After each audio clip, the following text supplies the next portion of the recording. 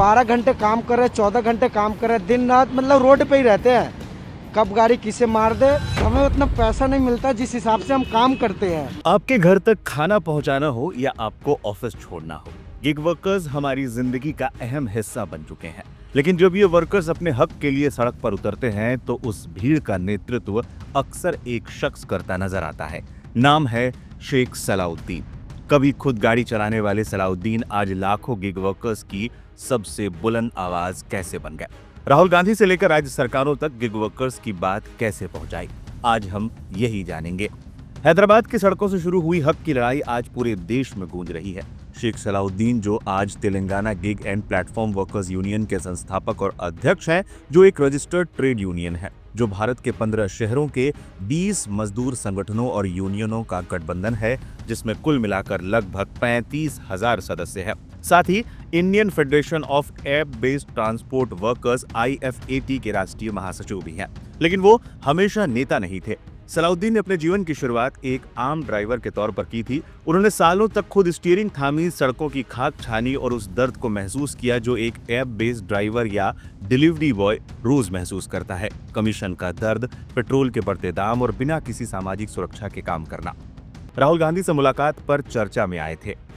शेख सलाउद्दीन चर्चा में तब और ज्यादा आए थे जब भारत जोड़ो यात्रा के दौरान उन्होंने राहुल गांधी से मुलाकात की थी और गिग वर्कर्स का मुद्दा राष्ट्रीय स्तर पर उठाया था। इसके बाद राहुल गांधी गिग वर्कर्स के साथ एक मुलाकात भी करने पहुंचे थे और इस दौरान उन्होंने उनका दर्द जाना भी था। माना जाता है कि राजस्थान और कर्नाटक में गिग वर्कर्स के लिए जो कल्याणकारी कानून बने या जो वादे किए गए, उसके पीछे सलाउद्दीन और उनकी टीम का एक लंबा संघर्ष ही है। चाहे बढ़ती गर्मी में ओला उबर में नो AC अभियान चलाना हो या कंपनियों की मनमानी के खिलाफ हड़ताल का आह्वान करना हो, सलाउद्दीन का तरीका हमेशा नायाब होता है। वो एल्गोरिदम के खिलाफ लड़ने वाले भारत के गिने चुने नेताओं में से एक है। उनका कहना है कि हम ऐप के गुलाम नहीं हैं, इंसान हैं। 31 दिसंबर को बुलाए गए हड़ताल को लेकर शेख सलाउद्दीन ने क्या कहा, ये भी सुनिए। देखिए, अभी 12 बजे अभी तो शुरू हुआ, तो पूरे पैन इंडिया में अभी तक 1.7 लाख वर्कर्स का मोटा मोटा फिगर आया कि पैन इंडिया स्ट्राइक हो रहा बल्कि, और इसके अंदर फ्लैश प्रोटेस्ट है हमारा, डिमांड एंड सप्लाई को पकड़ के। जहाँ पे डिमांड है उस टाइम पे हम लोग फ्लैश करेंगे, वहाँ पे स्टोर को पकड़ के। तो अभी तक हमारे पास जोन्स के हिसाब से हम लोग टारगेट ले लिए। जो जोन में ग्रॉसरी है वो ग्रॉसरी के टाइम पे, जहाँ पे फूड है फूड के टाइम पे, ऐसा हम लोग कैटेगराइज करें और बड़े पैमाने पे इस स्ट्राइक करने वाला है। चाहे कंपनी कितना भी एफर्ट्स लगा लो और कितने भी इंसेंटिव्स लगा लो, आप कितने भी हीरो हीरोइंस को भी उतार लो, इससे कुछ फर्क नहीं पड़ने वाला है। जो आप जनता, हमारी आम जनता, जो कंज्यूमर्स है, वो हमारे साथ आज के तारीख में है।